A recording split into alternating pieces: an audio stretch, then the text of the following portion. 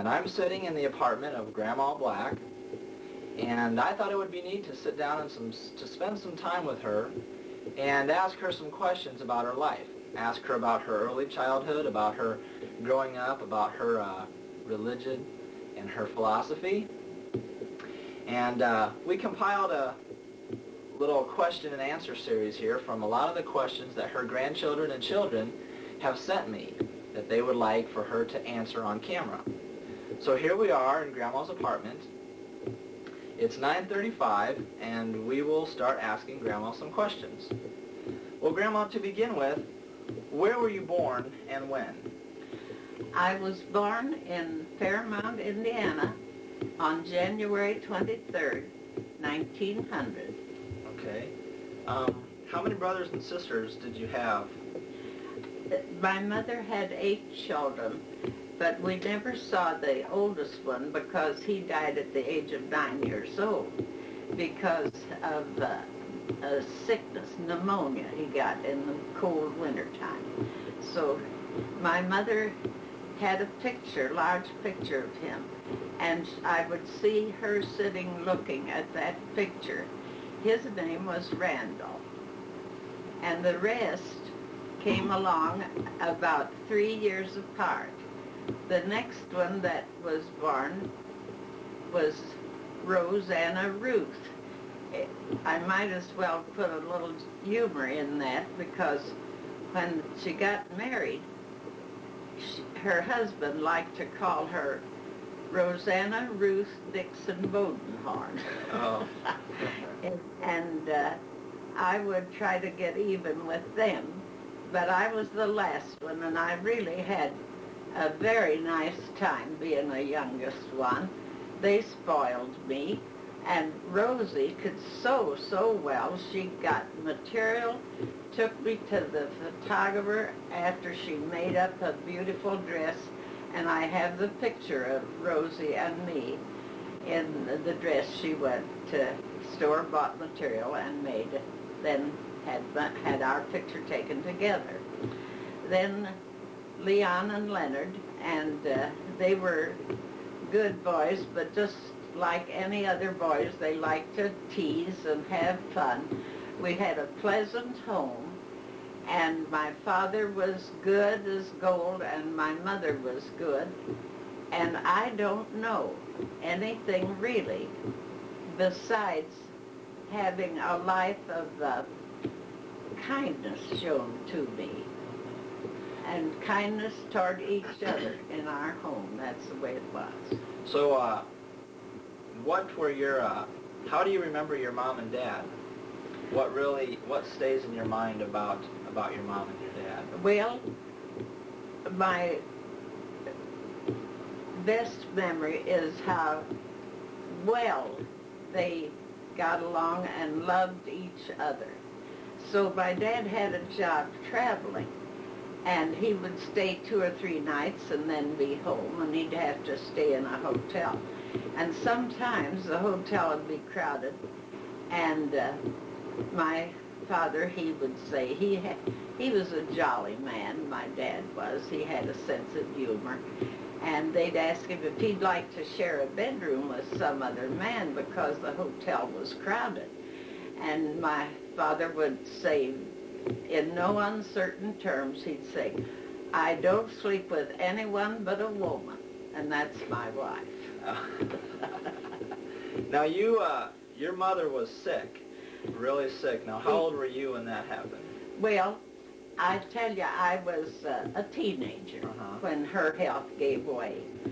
And because of the doctors then not taking care of her right, she suffered more than she should have. In a later day, she could have had that operation, taken out those gallstones, and she'd have been all right. But that's been many, many years ago, and they didn't take care of her right. So she would be in bed a couple of weeks and up and around, and in bed a couple of weeks and up and around.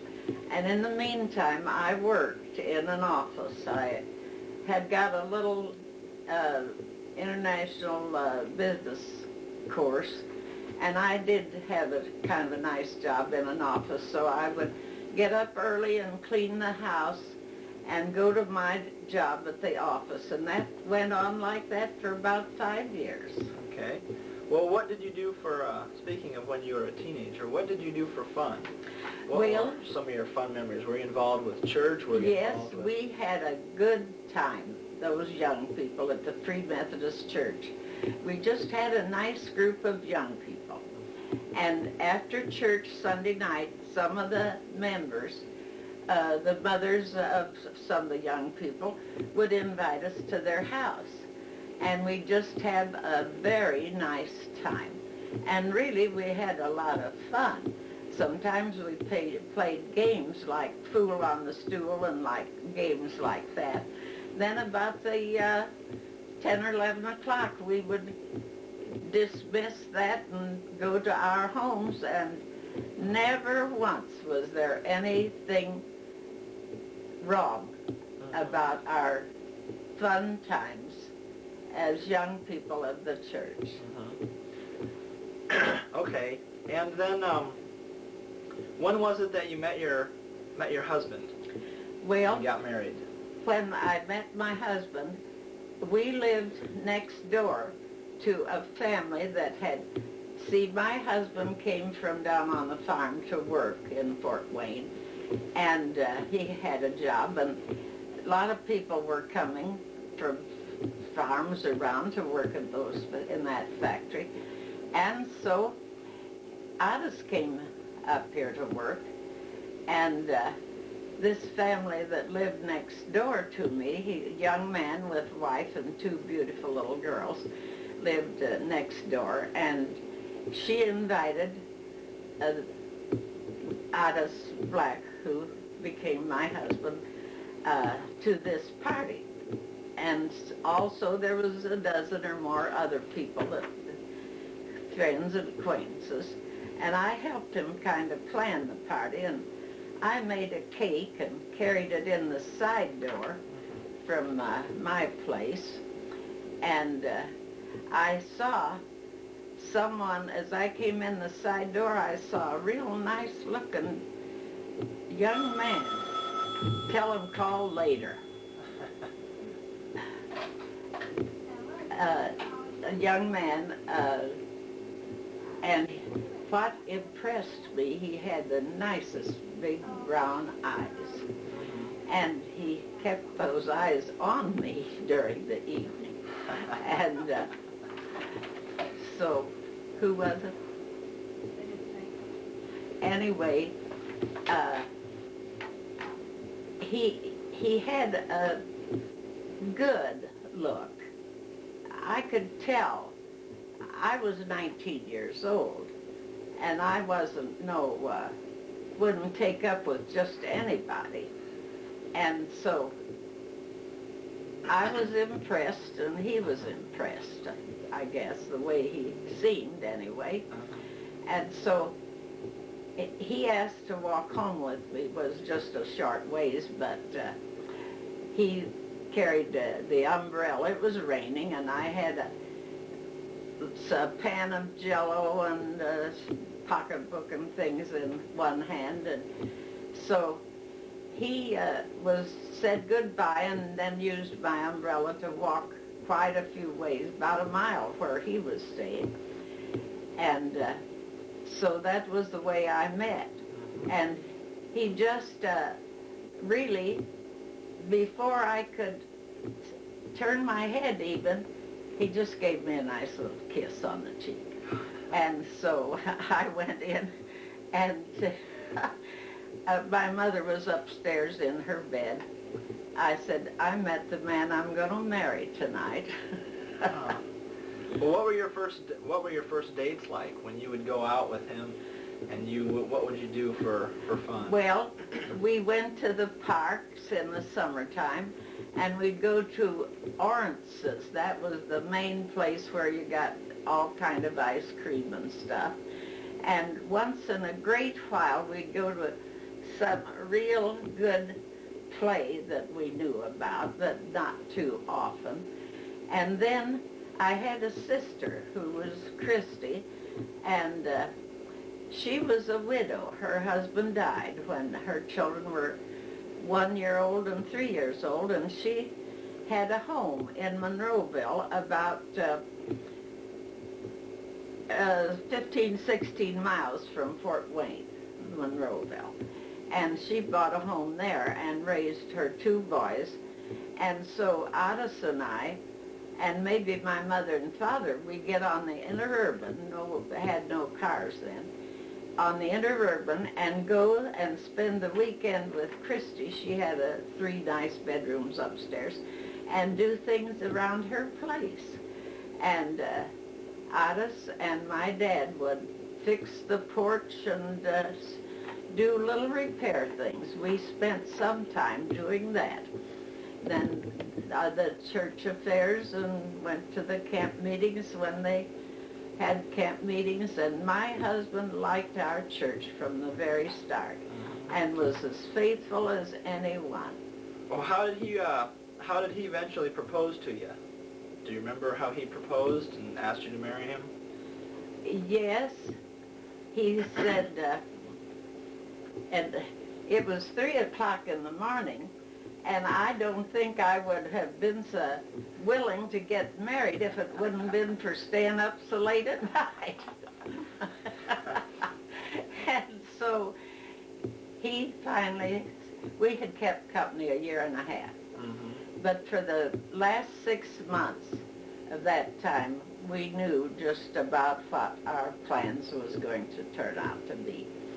And he liked candy. Maybe that's the reason I got a box of chocolates for the last half a year, every Saturday night.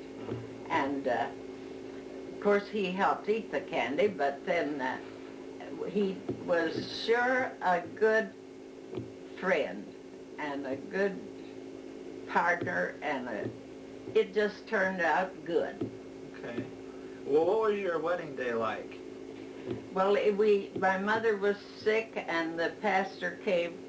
We had the district superintendent marry us. Who was because his name was forgot the name now. So after all, it's been a lot of years. I forgot the name of that district superintendent. You'll remember later, probably. And it's funny, I can't remember that name. Hadn't thought of his name for a long time. Anyway, we had him marry us because I just liked him a little better than our regular pastor.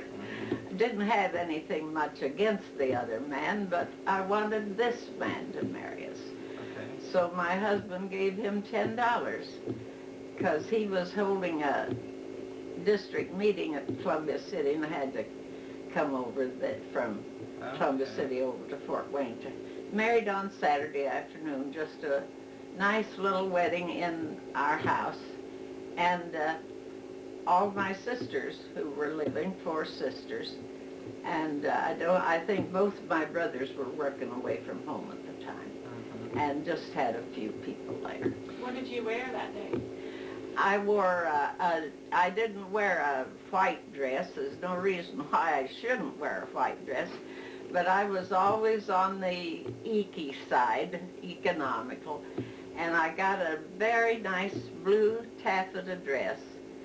You can see that in my pictures. Very, very nice, and I just got a nice dress that I knew I could wear later on. Where was your first married home? After you got married, you moved in? Well, we kept living with my father, and, well, my mother passed away just 2 months, and so we lived right there because of me helping take care of her.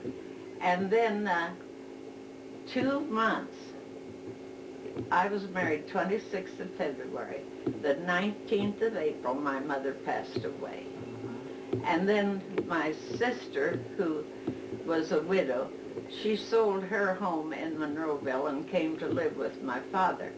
And my husband had saved up enough money to make a down payment on a house, which we bought, And by the way, we lived in that house 45 years, and it was 45 years of remodeling and keeping it in good repair and working hard to have a nice home and raise the children. And one thing I've told the children, I didn't tell you this, I don't think, I would tell them when they were little that we expected them to be somebody someday.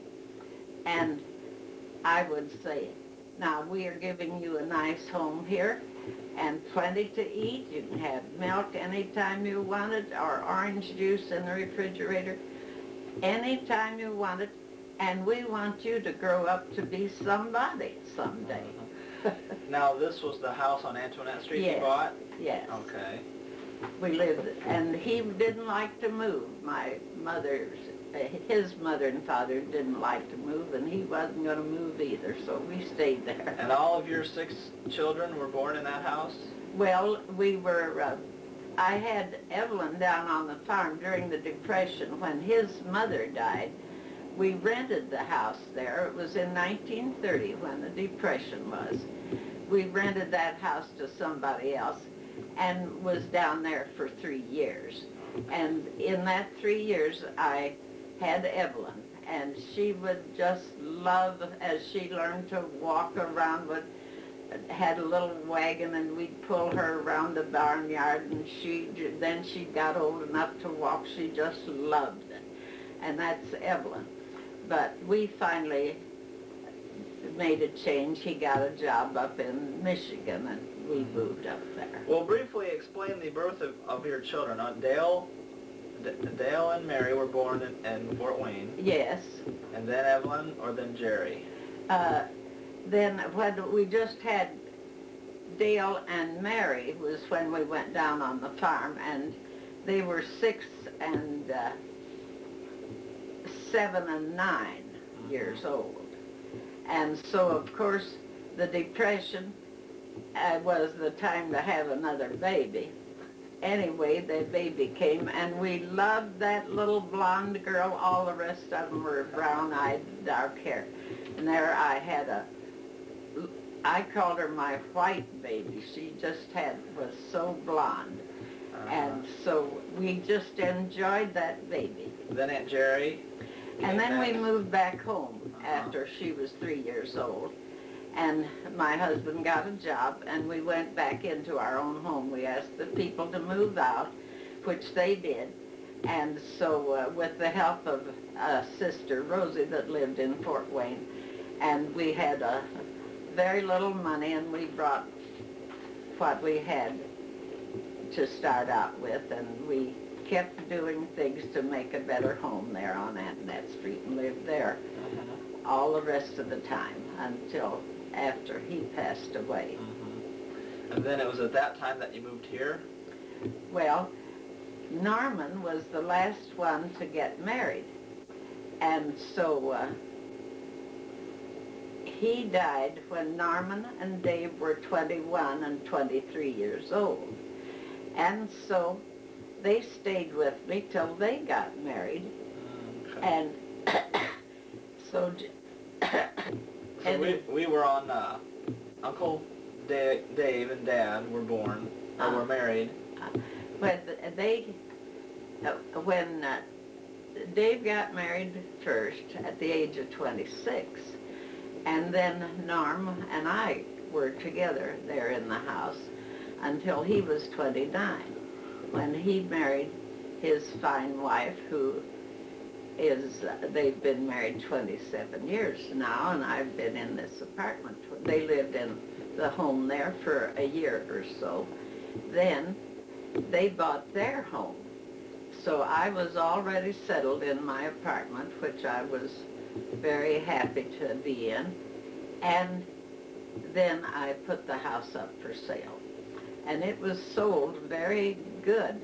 5 different people signed up on the dotted line to buy that house, but I would not sell on contract. So the 5th one was able to make the down payment. Okay. And I sold it that way. Okay. Well, let's get into your spiritual aspect of your life. When did you become a Christian? Well, when we had in our church just a month or so ago, there was Mexican people come up here to visit our church for a few days, and I sat close to the preacher there, and he asked me that same question, and I said, my mother and father were such devoted Christians, and it was impressed on me that I should live a Christian life, and I didn't object to that. I wasn't rebellious about that at all. So I vowed at the altar a few different times, and I remember another time I vowed at the altar. It was a time at church when Otis didn't happen to be there. It wouldn't have made a bit of difference though, but I bowed at the altar and had special prayer that this step I was taking would be a success and would be like it should be. And we've never had any other idea except to bring up the children as Christians in a Christian home. Well, was there a specific person in your life, or a couple people that really made it a spiritual impact on you, or that were a real spiritual influence in your life? Do you remember any one or two people? The church people, the Free Methodist Church was going pretty good at that time. And I just looked up to most all of those older ones, and some medium age. I just saw the Christian life lived in several different people in the church. What do you think today, what do you think the greatest weakness of the church is today, if any? The church in general, Uh-huh. Christians. Well, as I see our church now, there have been some changes, but for the better anyway. And the way I see our church, and I believe I'm right in it, we have young people that are very, very devoted Christians to live the Christian life. And I had someone tell me not long ago who are coming regularly to our church now. This person says, you have a lot of wonderful people in this church. That was said to me. What are who are your role models in the Bible? Some people from the Bible that you'd like to model, Well, you've modeled after? here's what I say about Joshua. It was plain in the book of Joshua in the Bible, in the Old Testament. As for me and my house, we will serve the Lord. That stands out. Do you have one Bible verse, or is that the Bible verse that is the source of your strength? Well, there's another one that, and you know, I never hear a sermon preached on just exactly this, but I think would be a good idea. It says, there's a verse in the Bible that says, be still and know that I am God. And then here's another verse, bring ye all the tithes into the storehouse, that I may open up the windows of heaven and pour out a blessing on you that you will not be able to contain by tithing. And I have tithed, and at this many, many years, I can say I haven't robbed God, honestly. Well, Grandma, it's 1994, and you're 94 years old, and you live in this apartment. You live on your own. You Yes. take care of yourself. You're extremely, extremely knowledgeable about the surroundings, your surroundings in the world today. Why is that? Why do you think that you're so capable of, you know, of knowing as much as you do, and as being so alert and being so I have independent? always been a girl to get up and go. I was just ambitious. That's all there is to it. I was doing something all the time. We had our young people's meetings, and then I would learn to sew. I just would see my mother sewing, and I thought I could sew, and I did sew and made clothes, and I played with dolls, but I just played with dolls because I was making doll dresses all the time, sewing doll dresses. Okay. And then as I got older, I stayed with sewing and handwork. And as the children got bigger and I had time on my hands, I did quite a lot of, and then in the meantime, I have been a widow 27 years, and then I had more time on my hands. So I did a lot of crocheting, and I wouldn't be able to count in any way how many Afghans and other things I have made, because I'm not satisfied if I'm not working with my hands. But at the same time, I do a lot of reading, and that's what helped me to be alert, even though I didn't have only 2 years of college, 2 years of high school. That's the reason I was so anxious for all my grandchildren to go farther, which they all have done very well, all the grandchildren. But I have always been sorry that I wasn't able to go farther in school, but I love to read, and I read good things, not fiction and crazy stuff. Okay, well, with television such a part of people's lives today, such a big part of people's lives, what would you do, or what would you suggest people could do to control its viewing? Well, to start with, our last ones were teenagers, and that's when we got television. And now, Norm and Dave are 55 and 57 years old, so that we had television that long. The minute that television came in my living room, I saw just what was going to happen.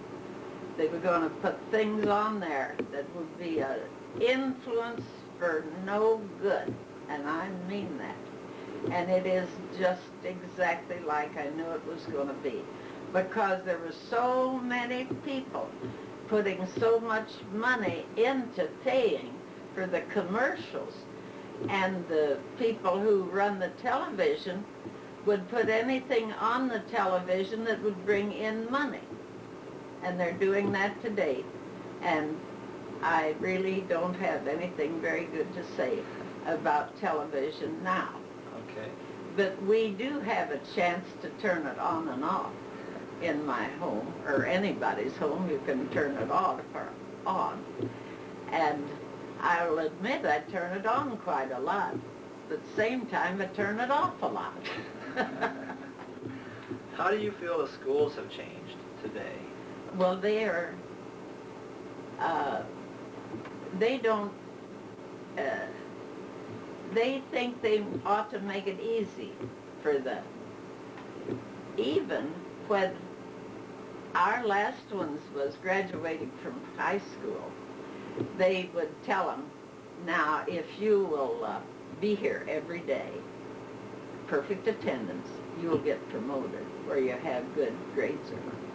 That was way back quite a few years ago, and it's been gone. They've been trying to let it be easy for And then in later years, it's showing up now. Many people can't read or write. It's true. Wow. How do you feel the role of the man has changed since your days behind the apron? Well,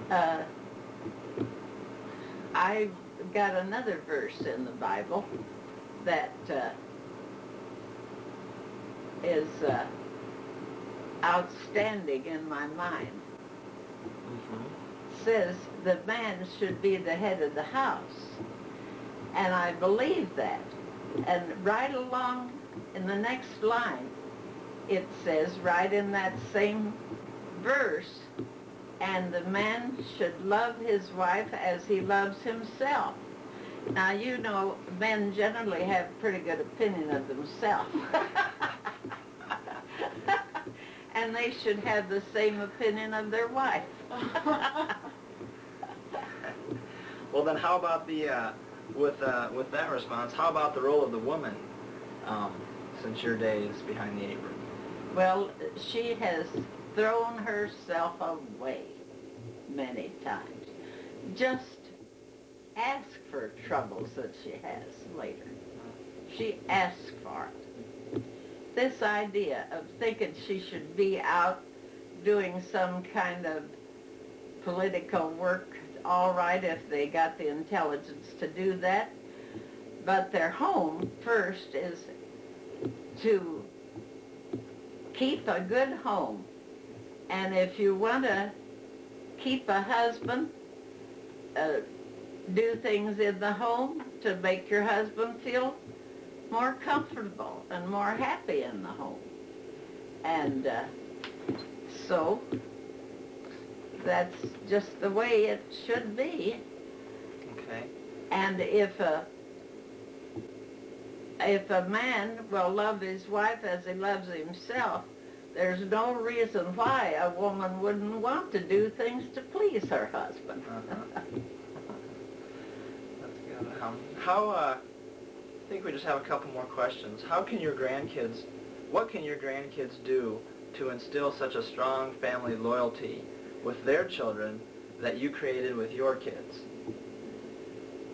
What advice would you give to your grandkids to raise their children the way you've raised your children? Well, now I can say this for any son-in-law or daughter-in-law that I have, and as a couple, each one, all 6 have been married successfully and no divorces. Of course, Mary hasn't ever had any children, but the ones that do have are doing the very best they can to bring them up the way they were brought up. And I can honestly say that, because I remember visiting with all of them, and all of them trying as the best they know how to get their children to live a good life and be successful.